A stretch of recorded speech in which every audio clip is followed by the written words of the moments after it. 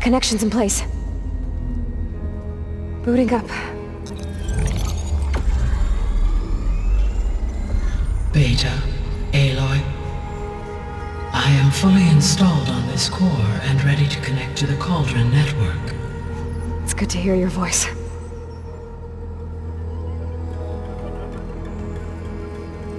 Errand, everyone. Fire your pulses and sound off. I'm at my cauldron. This thingy, it's blinking. Did I do it right? In position at my cauldron. My pulse generator is blinking also. That means they're working. I'm in position and mine is too. Mine as well. Okay. Radio silence until I give the all clear. Signing off.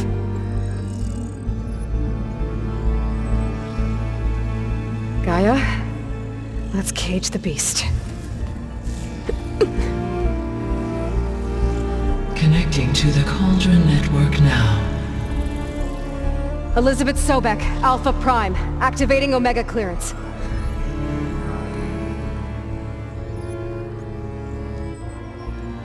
Elizabeth Sobek, Alpha Prime, activating Omega clearance. Clearance confirmed. Initiating containment sequence.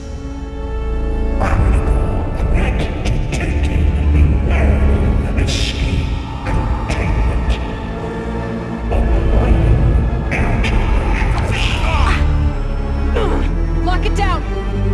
Terminating external connections. It's working! It's got nowhere to go!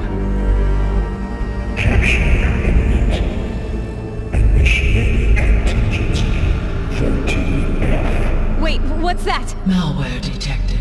Attempting to compensate.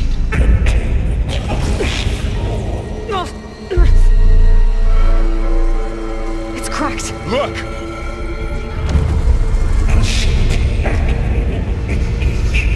Autonomous defenses. Directive neutralize. That means machines are on their way.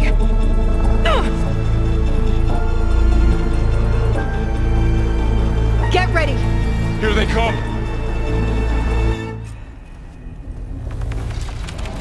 Time to fight!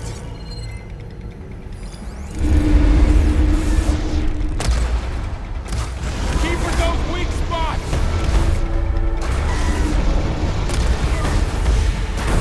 Stay back! Aloy! Help! Aloy! Get back! Great day.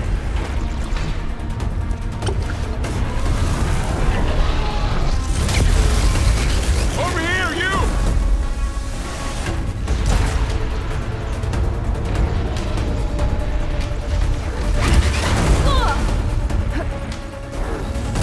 Aloy! Need a hand over here! We'll have to get through them!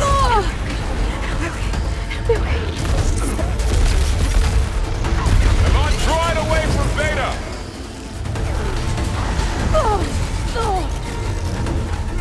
It's really angry!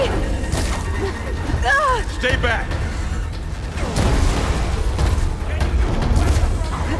Go away! Get back!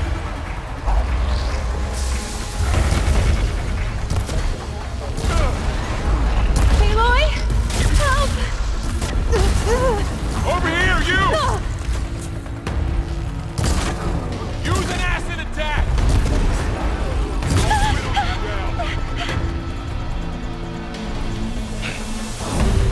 Aloy! Need a hand over here! Always something trying to kill it. Back guy pieces. Droid away from Beta! That did some real damage! It's really angry! Stay back!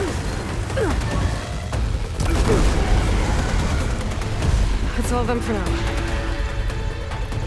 You two okay? Still breathing. Aloy, Hephaestus can't escape, but it must have fled.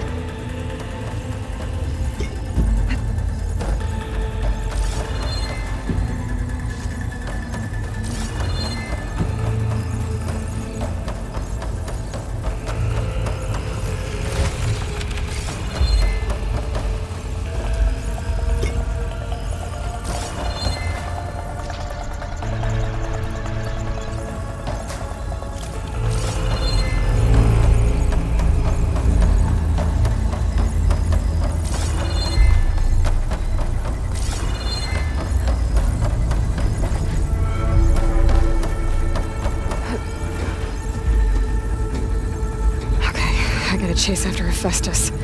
Force it out of wherever it's hiding. Make it retreat to the core.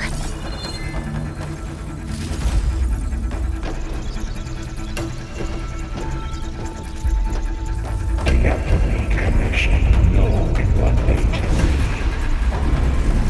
No, you don't, Hephaestus! I'll find another way over.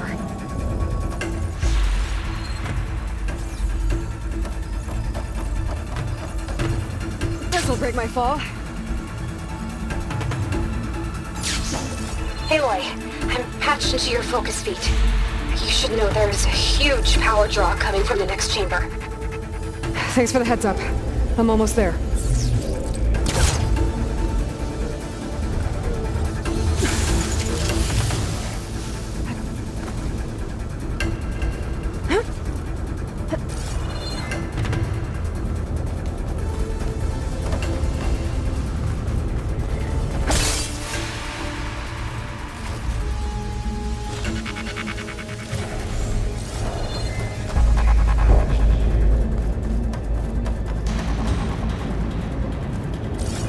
Some kind of production chamber.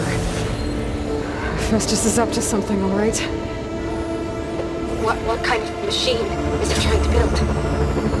I don't know, but I'm gonna shut it down. I bet those metal carriers will lead me to where it's getting materials from.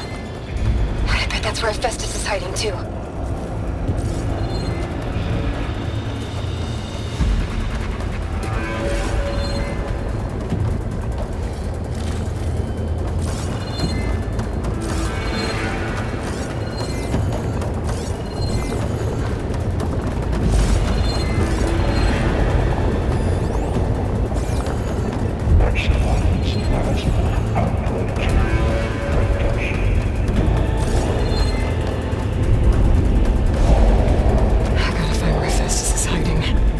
Looks like there are a couple of ways I could go.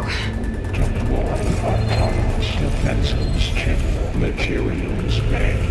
Well, that doesn't sound good.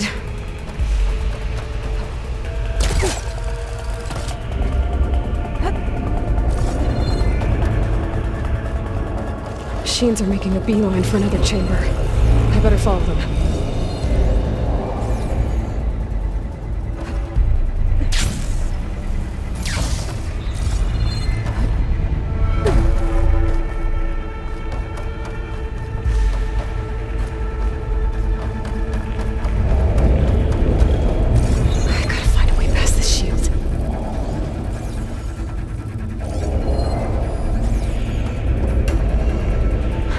Catch a ride on the rail.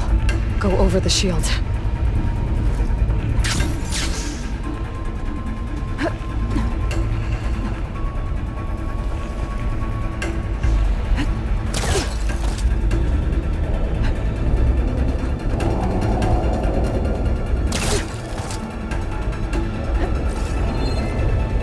Aloy, I've managed to rewire most of the components in the core, but the energy processor's cracked.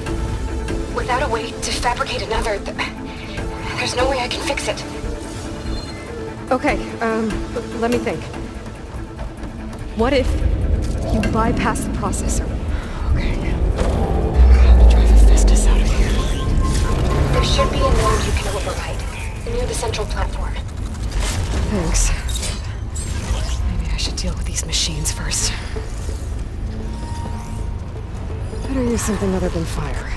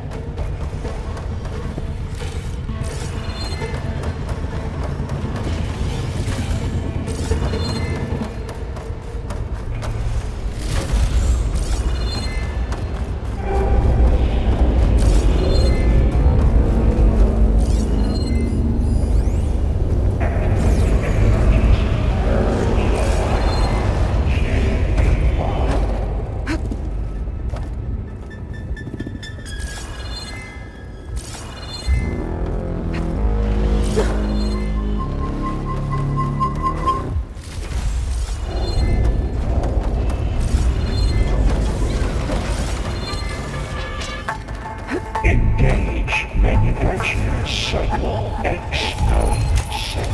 Regulating countermeasures deploying secondary defenses.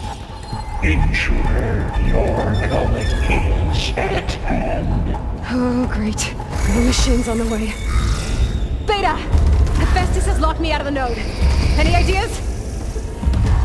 I'll see what I can do. Increase incendiary movement by 400%.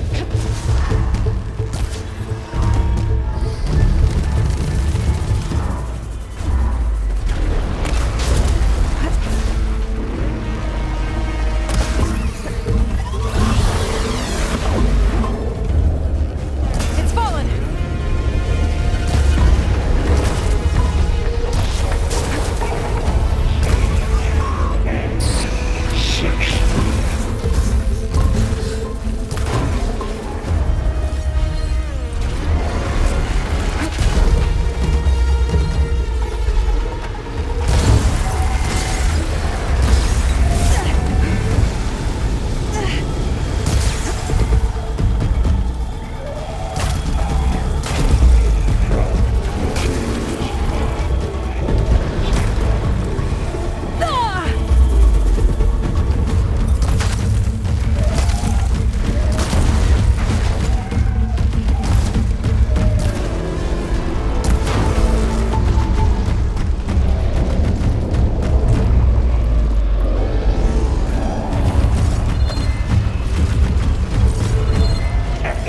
Emergency purge of pipeline J81.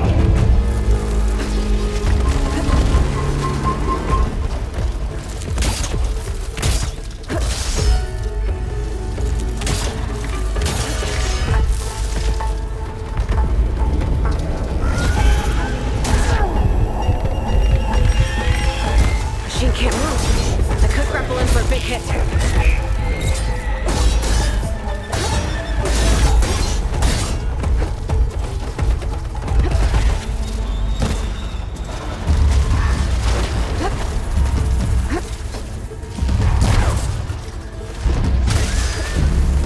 Got an opening! Increase incendiary 145%.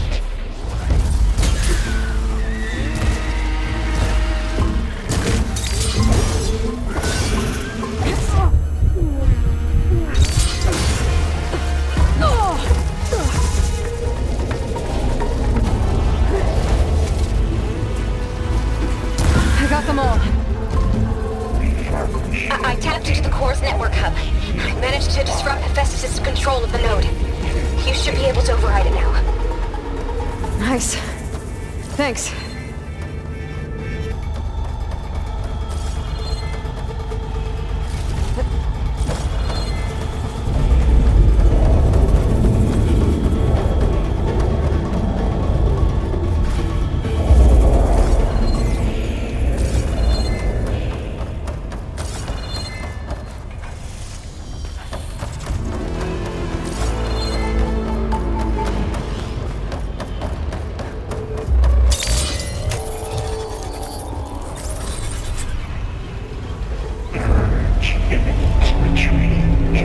Materials Bay, Onyx 5.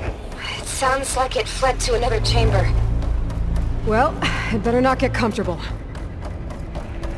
Energy containment fail. Safes overridden. Great. Hephaestus covered the floor with lightning. I gotta find a way over it. Aloy! More machines keep coming! Please tell me you're getting close! I'm working on it. I've been smashing through a lot of machines on my side, too. I guess Aaron's missing out! Anyway, I'm making progress on the bypass, but I need something to hold the cycling module together. Maybe a ligament from one of the machine carcasses? Right? Or some luminous braiding. You could reinforce it with a conversion cylinder. For increased connectivity! I think we can do this, Aloy.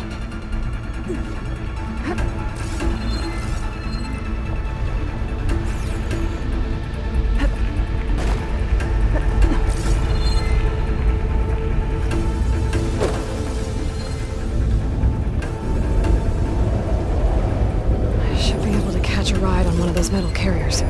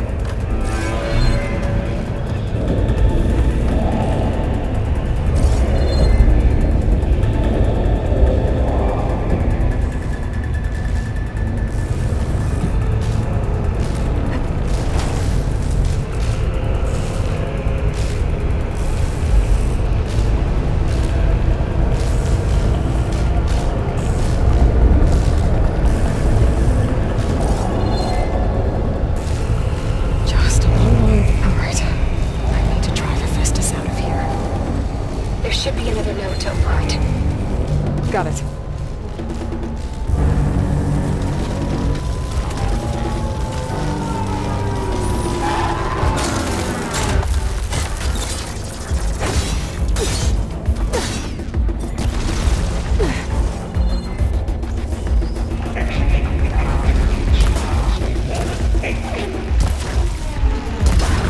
Focus can't read anything.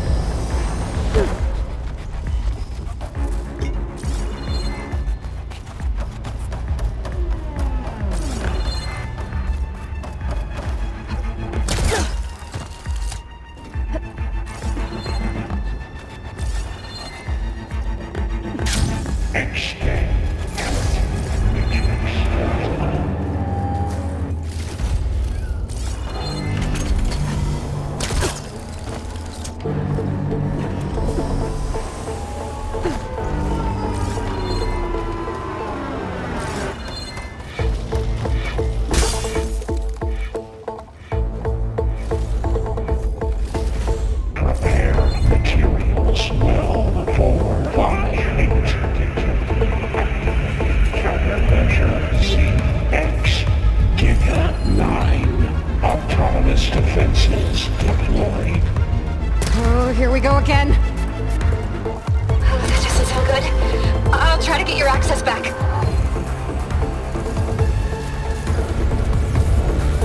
Announcing subject 82% tech that's safe.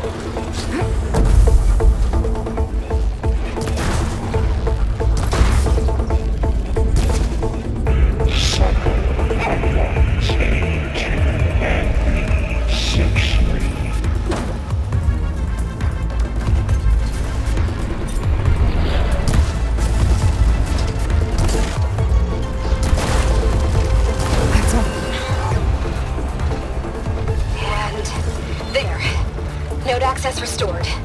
Now you can override it. Good work. You did the heavy lifting.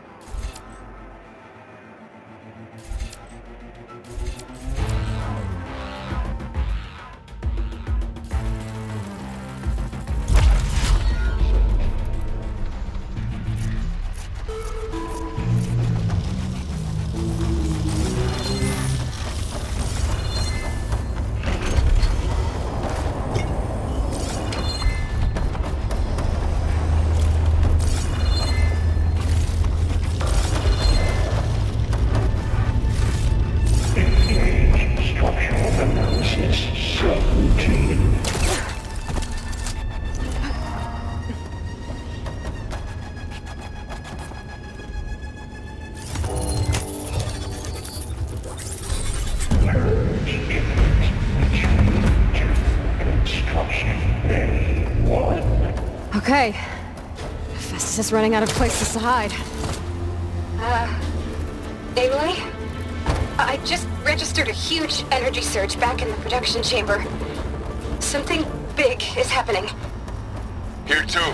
Everything's glowing. The machine Festus was building. It must have finished it. Well, it's powerful, whatever it is. I'm almost done with the core repairs. Should we come to you? Maybe I could distract the machine if... No, wait. Just stay where you are, okay? Handling the machine's my job. Be safe.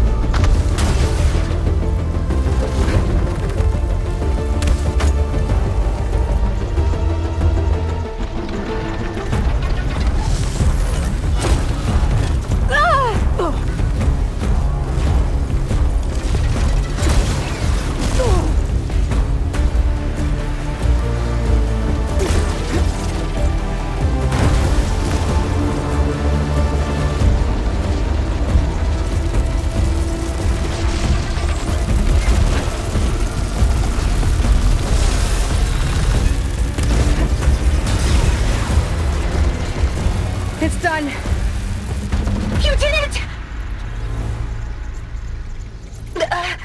There should be one more note to override.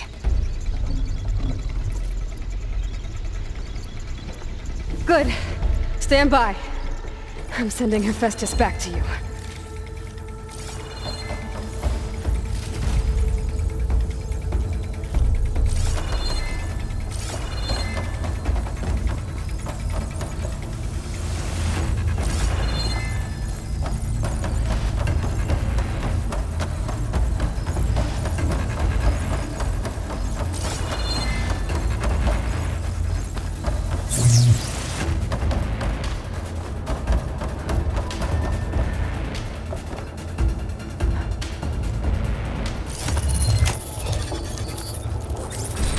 No more hiding, Hephaestus!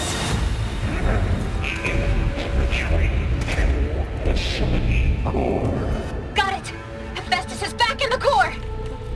Make sure it stays there. I'm heading back. And then we can start the merge. Because of you, Beta. I'm glad you came along. And you, Varl. We couldn't have done any of this without you. Right back at you, Aloy.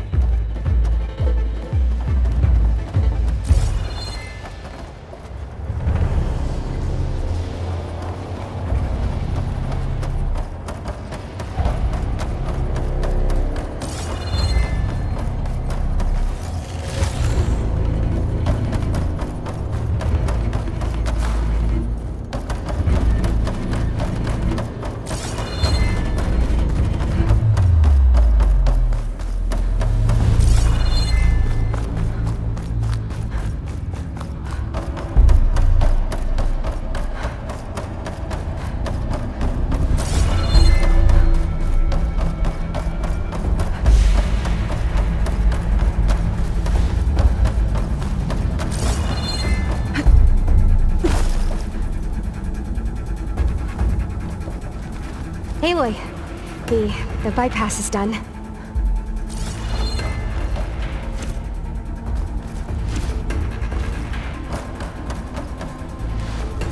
The core is stable. Hephaestus is 100% contained. And we better get started with the merge. It's all set up. Gaia, establish the link, please. Done.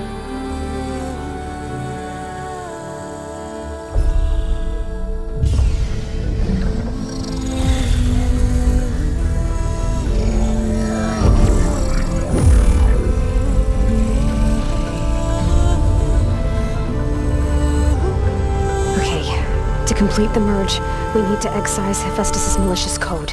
Carefully.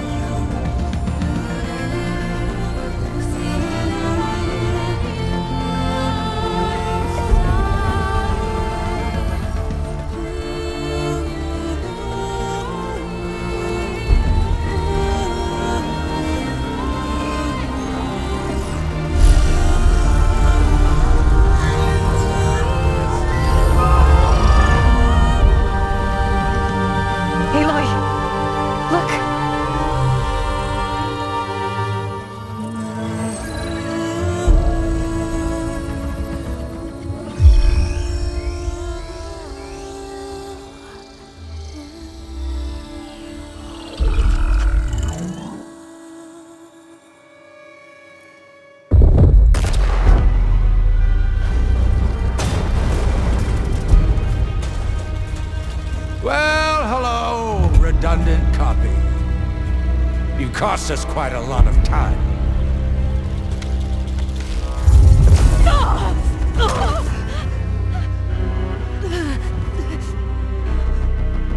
Eric, get Beta. And squash that bug while you're at it.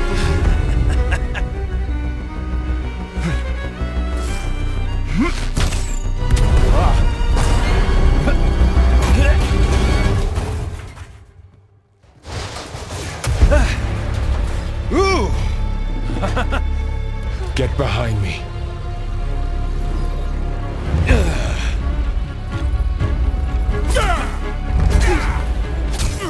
Come on! Quit screwing around! Now we're having fun, right?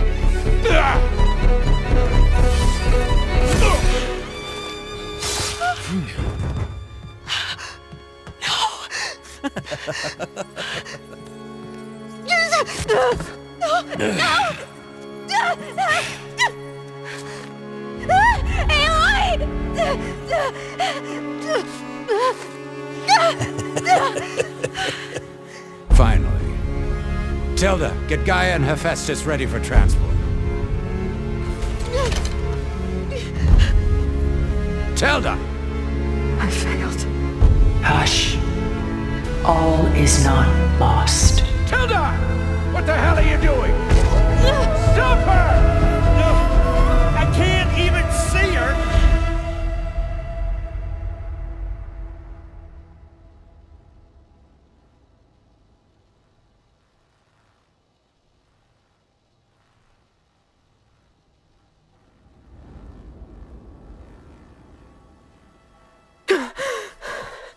Beta.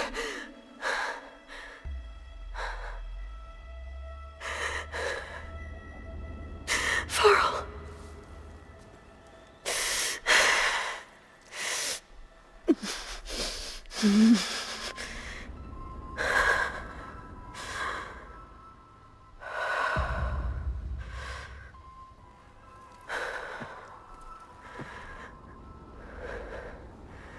Where am I? Ah, you're awake. You took quite a hit when Gerard attacked you. I imagine you must still be in a great deal of pain. I can assure you that we are safe. The others can't detect us here. You mean the other Zeniths? You must be Tilda. I wasn't sure if Beta would have told you about me. Where is she? Alive. And while she isn't where she wants to be, not in urgent danger. We must discuss how to get her back, of course, after you've shaken off the cobwebs. When you're ready, take the stairs down the hall and come see me. In the meantime, I'll make breakfast. Breakfast. Okay.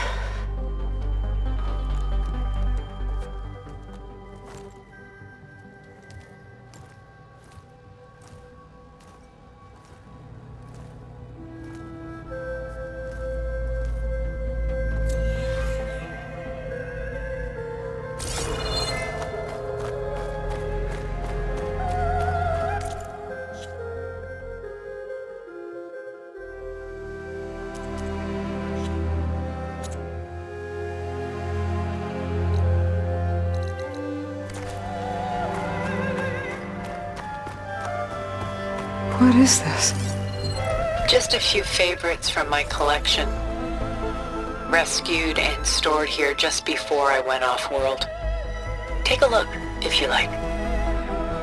I'm curious to hear your impressions. My friend is dead. Beta and Gaia are gone, and you want me to look at old paintings? Don't be so quick to dismiss the comfort we can find in art, or the insight we might gain. Stunning, isn't it? Paintings weren't the only masterpieces of my people's golden age. This is Von Vianen's leaded ewer, molded from a single sheet of silver. What was it for? How like Elizabeth you are. Function over form. Its practical purpose was less important than its meaning. Von Vianen created it in honor of his late brother, who himself was a famous silversmith. A memorial. Yes. Such beauty from sorrow.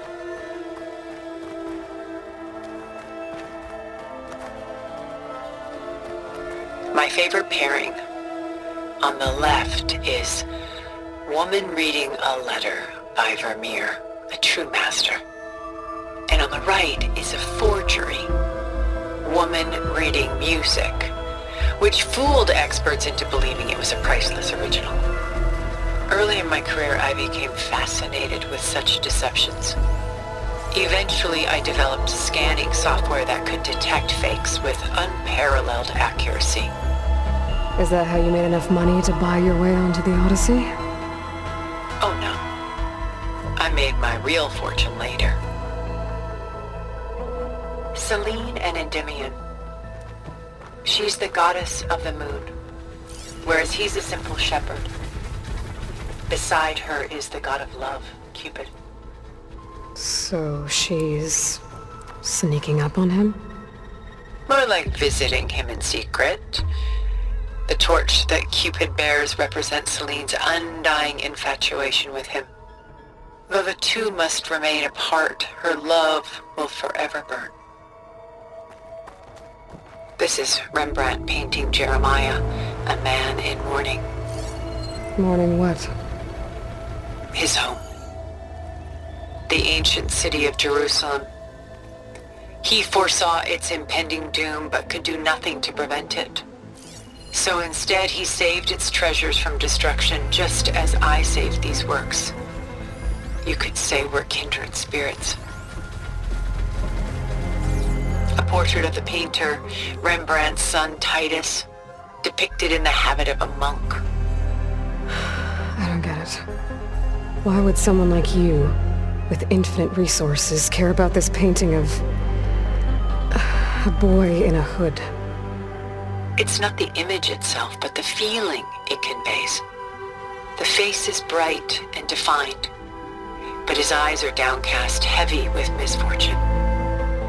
And the background seems to swallow all light. The painting is infused with a sense of loss. I guess I understand how the painter feels. Rembrandt's The Night Watch, by far the most famous painting my homeland ever produced. It was commissioned to honor a militia made up of influential citizens. I guess you must have been an influential citizen? In my day. But not as influential as you've been in this new world. The Gust. By Willem van de Velde, the most famous of his many maritime paintings. A ship crossing into the unknown. I guess you're familiar with that. Indeed, which is why I appreciate this composition in particular. Though waves and wind threaten to destroy the ship, it perseveres, clinging to the light even as darkness closes in all around it. A lot of weight on his shoulders. I know the feeling. She's pulling out her own hair. Out of madness? Done so soon? I've got more important things to worry about. We both do. There is much we are trying to save, not the least of which is in that vault. There's nothing wrong with savoring such treasures for a moment more. Or come upstairs and we'll get down to business. Your choice.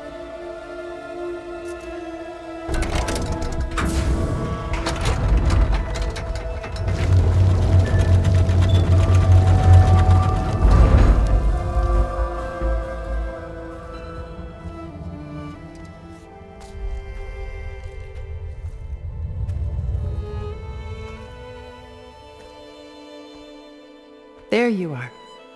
Feeling better? How did you find us? At the cauldron? And what did you do to everyone right before I passed out? All business, I see. Well, suffice it to say we were keeping a very close eye on Hephaestus, knowing we would need it at some point. Your ruse didn't fool us, and as for my little trick, it was an overload of the senses, accompanied by an energy discharge. Gerard and Eric were only momentarily disoriented due to their shields, but it rendered you unconscious while I got you out. Perhaps some breakfast might steady you a bit?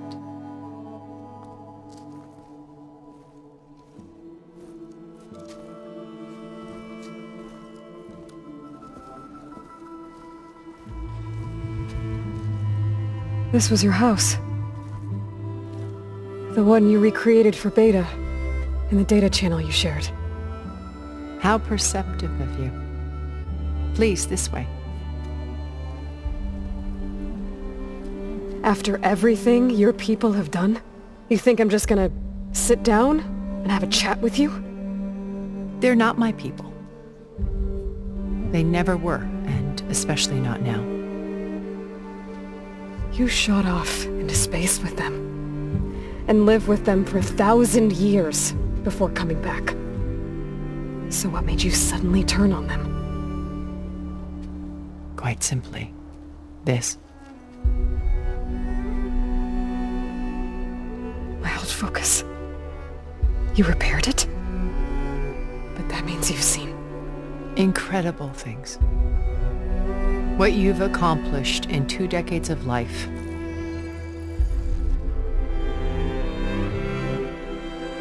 A 1,000 years at my back and I haven't even come close.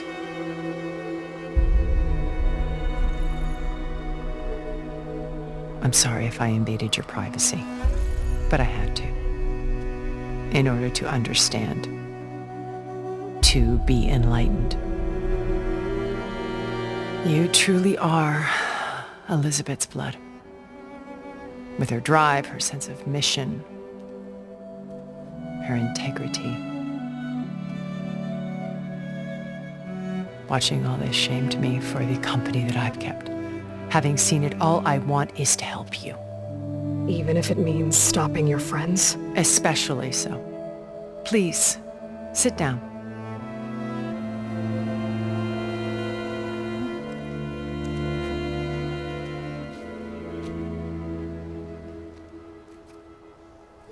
There. That's better. Now, we must recover Beta and Gaia at all costs. By now, you must know that Gerard intends to use Gaia to reboot the Earth's biosphere. Remaking this world to specifications that would only suit us immortals. This process will kill every living thing on the planet. He calls it a clean install. Not if I stop him first. Not if we do. And once he and the others are gone, we can work together to fulfill Elizabeth's dream. I'm sure Beta told you that there's a build of the Apollo database on board our ship. A complete collection of human knowledge. With that and Gaia, we could do everything Elizabeth wanted.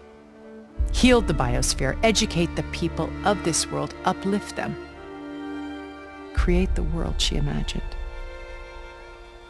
Let's not get ahead of ourselves. From what I've seen, your friends are invincible. I do wish you would stop calling them my friends. And they're not invincible. In fact, a friend of yours has found a way to defeat them. Silence. Oh, he's been a busy bee, building an army powerful enough to crash through Gerard's precious base. Yeah. Regala and her rebels.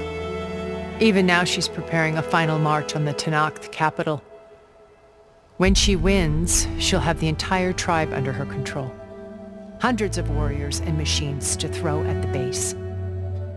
She's been duped. They'll all perish, of course. But it should be enough to break Gerard's defenses and allow Silence to kill him. Along with all the others. Using the new weapon he's developed. Yes, he's found a way to circumvent our shields. Truly an exceptional man. He's planned for everything. Except you and me. You see, while his army is battering down Gerard's doors, you and I will sneak in through a back way. One that only I know about. While Silence and my friends are busy battling each other, we'll take back Beta and Gaia. I told you I want to help you. I mean it.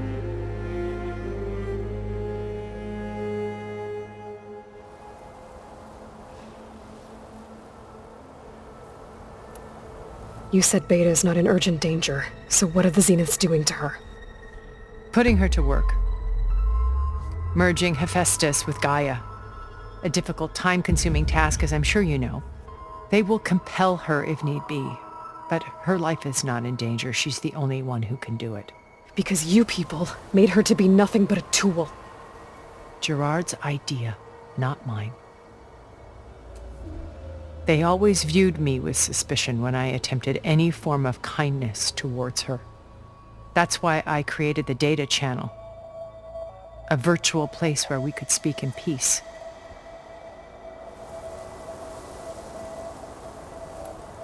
So this channel you shared with Beta, none of the other Zeniths ever found out about it. Gerard believes he's the most cunning of all of us. Even after 1,000 years, he still can't imagine that I would outwit him.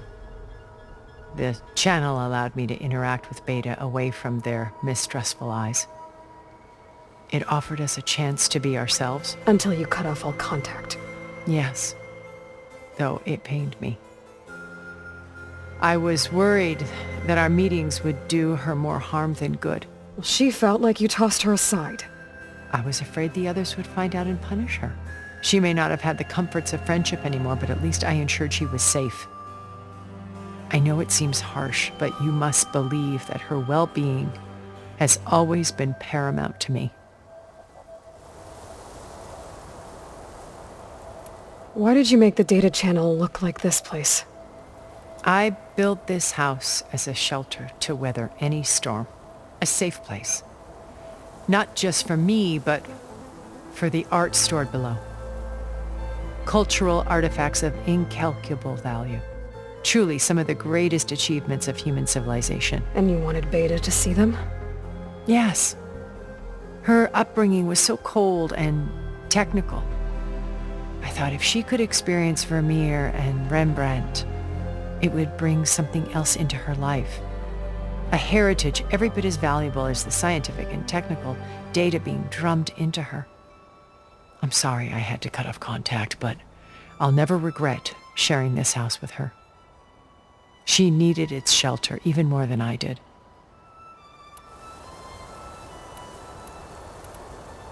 My old focus. How did you find it, let alone repair it? When we encountered you at the Hades Proving Lab, Gerard saw you as a redundancy. I knew better. You were a revelation. After your dramatic escape, bravo, by the way. Gerard and Eric assumed you were dead and gave up the hunt. I wasn't so sure. When the others were busy, I returned to the lab and searched for any trace of you. That's when I found this little treasure. Not easy to repair, but certainly worth the effort. As I watched your life unfold, you were like a splash of color on a worn canvas. What Liz was, and more. Did you show it to the others? Of course not. It was your actions that inspired me to defy them. It's worth noting that if I hadn't found it and watched its contents, I wouldn't have known to save you at the cauldron. You'd be dead. So I should be grateful? If you like.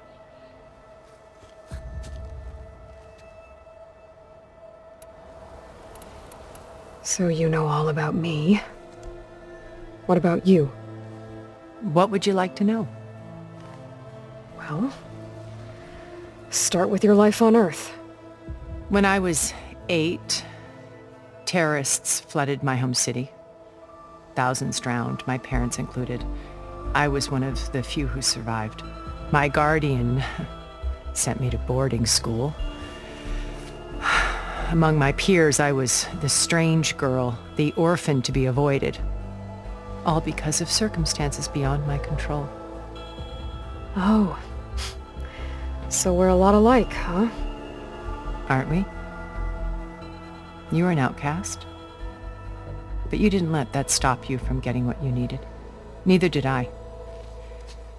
I climbed my way out of desolation and used my wits to build a fortune. First, from the technical analysis of art and the detection of forgeries. Profitable expertise in those days. But as it turned out, the software I developed was even more useful for counterintelligence. From there, it was only a short step to gathering extremely valuable intelligence on my own. You were a spy? More like a service one could turn to for information. I had to remain anonymous, of course, to protect my privacy. But despite that anonymity, Far Zenith inevitably sought me out. What happened when Far Zenith approached you? They painted an irresistible vision of humanity's future. One where we need not fear illness or death, where we explored the furthest reaches of the stars and thrived. It was only later that I realized that they only intended to bequeath this future to the rich and powerful. By the time I finally figured it out, the walls were closing in, Faro's machines were devouring the Earth. So I accepted Far Zenith's invitation to a berth on the Odyssey. I wanted Liz to come, but she had nobler plans, as you well know.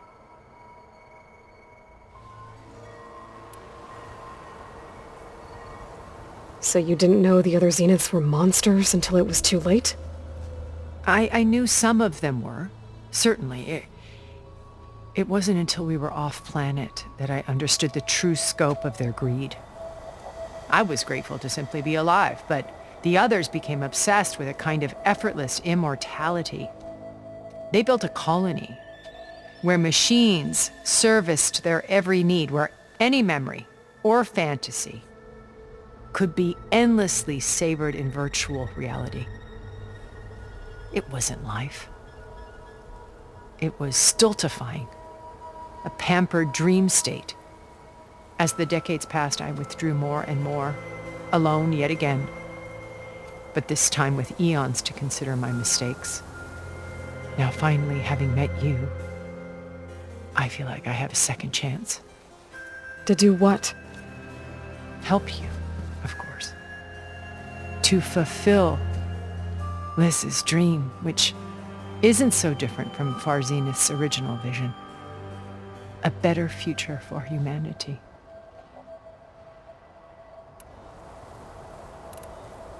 Beta told me your colony was destroyed. That you came back to Earth because you had nowhere else to go. It's true. After we reached our destination, a planet in the Sirius star system, we spent decades building a new home. The physical constraints of Earth, the boundaries of mortality, gone. To think of what we could have done with it. It might have been a utopia. Instead, we stagnated, absorbed in effortless comforts and virtual realities. It took a cataclysm to finally yank us out of our stupor.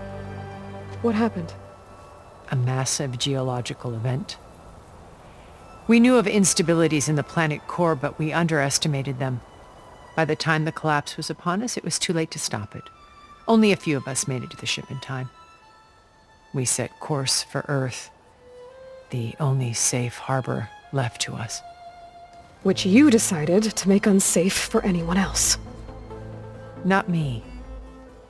Gerard. He believes it's better to wipe the canvas clean than work around the smudges. No more primitive tribes, no more combat machines, only a blank slate to do with as he pleases. But we will stop him. All we have to do is get into that base. What exactly is your plan to sneak into the Zenith base? We will make use of a lesson I learned from an early age. Always know your exits. In this case, a place where Gerard's new construction meets the ancient foundation, a passage that only I can access. When Silence flings his army at the base, we will enter through this back door, bypassing most of the fighting. The distraction will provide us with a window in which to rescue Beta and Gaia. Once we're inside the base, where will we find Beta and Gaia? Here in the command center. By then, Gaia will have been reunited with all of its subordinate functions, including Hephaestus. What about the alpha build of Apollo on your ship? A simple matter of recovery once the others have been dealt with. With that in hand, we'll have everything we need to make this world as it should be. How do you know about Silence's plan? He isn't the only one adept at spyware. You hacked his focus? No, he's too careful for that. But his subordinates? Not so much. He gave additional focuses to the tribals he branded the Sons of Prometheus. The ones working with Regala. By tapping their focuses, I learned about most of his dealings. The distribution of override technology, the arming of Tanakh rebels, and the secret pact with Regala to attack Gerard's base. But how did he come up with a weapon that can take down your shields? That's the one thing I haven't been able to figure out, but however he did it, I'm quite certain it will work. With it and the Tanakh army, victory seems to be within his grasp. Such a shame he'll be disappointed. Regala's only interested in killing Hekarro and waging war on the Karja. What does she have to gain by attacking Zenith? It's the price she must pay for her war. Without the ability to override machines, her little rebellion would have languished in the desert. So she trades with the Sons of Prometheus. Machines to help her overthrow Hekarro. In exchange for an assault on the base. Pride has deluded her into thinking she can actually survive such a battle. And all without ever knowing who the Sons of Prometheus really answer to. Yet for all of Silence's brilliance, still he underestimates you. That blind spot is what will allow us to take Beta and Gaia right out from under him. While hundreds of Tanakh are cut down outside.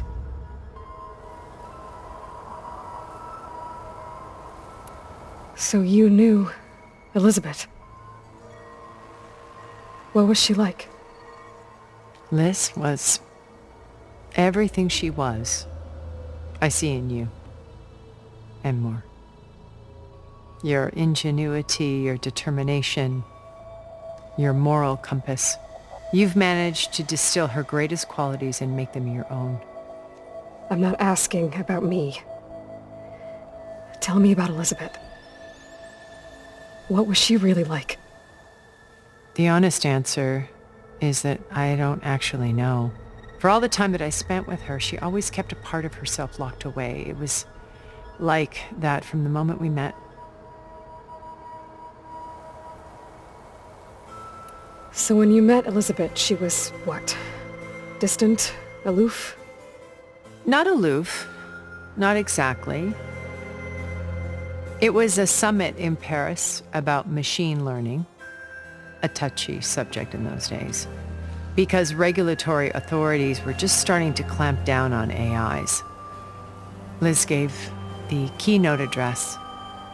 She had already achieved great renown for her work in automated environmental reclamation. But in her address, she was just starting to imagine the next step, an AI-driven system that wouldn't just act on its programming, but actually take responsibility for its sphere of influence. To care about life, not just follow orders. Revolutionary stuff. I was fascinated, and I wanted to meet her for a long time. I watched her after her talk. She had spoken with such moral authority, such empathy. But after that, she retreated. I could tell she felt uncomfortable with all of her admirers. It was as if giving the talk had cost her something. I didn't want to be a pest, so I planned my approach carefully. So how did you finally approach Elizabeth after her talk? I picked the right moment. The morning of the next day, right as she came back to the conference, she had just had her coffee. She was fresh, rested. It was like she had braced herself for the onslaught of colleagues. I asked if I could walk with her, then put forth a question about her talk that I thought was intelligent. Her answer made me realize it wasn't, but she was very welcoming, almost as if we were previously acquainted. It was only halfway through the conversation that I realized she knew exactly who I was. It was quite a shock to me. My business was trafficking in secrets, and I took great pains to protect my anonymity. So that was Liz, perpetually one step ahead. I came to view our meeting as a metaphor for our friendship. She always seemed to know me far better than I knew her. I guess I know the feeling.